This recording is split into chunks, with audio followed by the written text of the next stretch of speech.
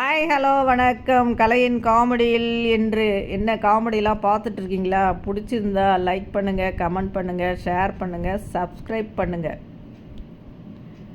ஒரு மாப்பிள்ளை அவங்க மாமனாருக்கு மெசேஜ் அனுப்பிச்சிருக்காரு. ரமா, இங்கே பாரு, நம்ம மாப்பிள்ளை ஏதோ மெசேஜ் அனுப்பிச்சிருக்காரு. என்ன மெசேஜுங்க? படிங்க படிங்க. அன்புள்ளம் கொண்ட மாமா, எங்களுக்கு கல்யாணம் ஆனதுலேருந்து நீங்கள் எங்களை கண்டுக்கிறதே இல்லை. நம்ம கலாச்சாரம் மரபு இதெல்லாம் நீங்கள் மறந்தே போயிட்டீங்க. பரவாயில்ல, நான் உங்களுக்கு ஞாபகப்படுத்துகிறேன். இப்போது நான் உங்களை ஆடி சீர்வரிசை செய்முறை எதையும் நான் உங்ககிட்ட எதிர்பார்க்கல, இனிமேலும் எதிர்பார்க்க மாட்டேன். ஆனால் தயவு செஞ்சு நம்ம முன்னோர்கள் சொன்ன மாதிரி ஆடி மாதம் இப்போ பிறந்து ரொம்ப நாள் ஆயிடுச்சு. நீங்களும் கூப்பிடுவீங்கன்னு பார்த்தேன். ஆனால் உங்கள் பொண்ணை கூப்பிட்ட மாதிரியே தெரியல. எங்களுக்கு கல்யாணம் ஆகி பல வருஷம் ஆனாலும் பரவாயில்ல. இப்போது நீங்கள் உங்கள் பொண்ணை ஒரு மாதம் உங்கள் வீட்டுக்கு கூட்டின்னு போய் வச்சுருங்கும்படி தாழ்மையுடன் கேட்டுக்கொள்கிறேன். ஆடி பிறந்து இவ்வளோ நாள் ஆயிடுச்சேன்னெலாம் யோசிக்காதீங்க.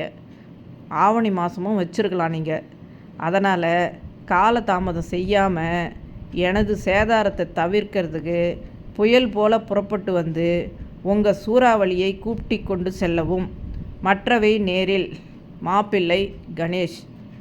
என்னங்க இப்படிலாம் ரொம்ப நொந்து போயிருக்கார் போல இருக்கு நம்ம மாப்பிள்ளை.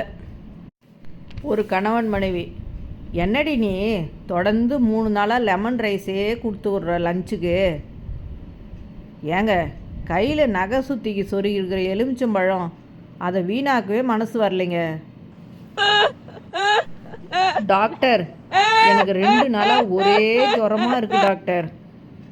இந்தாங்க, இதை சாப்பிடுங்க. இதை சாப்பிட்டா குணமாயிடுமா டாக்டர்? இல்லை, விதவிதமாக ஜுரம் வரும். என்ன டாக்டர் புதுசாக இருக்குது? நீங்கள் தானே சொன்னீங்க ஒரே ஜுரமாக இருக்குன்னு. டேய் மச்சான், தினமும் இந்த பிள்ளையாரப்பனை போகும்போது வரும்போதெல்லாம் கும்பிட்டு தாண்டா போகிறேன். அப்புறம் ஏன் தான் எனக்குன்னு இவ்வளோ கஷ்டத்தையும் பிரச்சனையும் கொடுக்குறாருனே தெரியல. எது, பிள்ளையார் கோயிலை கிராஸ் பண்ணும்போது உன் கைக்கு நீயே முத்தம் கொடுத்துப்பிய அதுவாடா?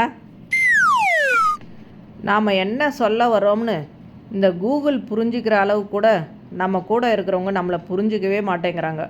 அட ஆமாம்ல, சிரிச்சிட்டே இருங்க, சந்தோஷமாக இருங்க. மீண்டும் சந்திப்போம். நன்றி, வணக்கம்.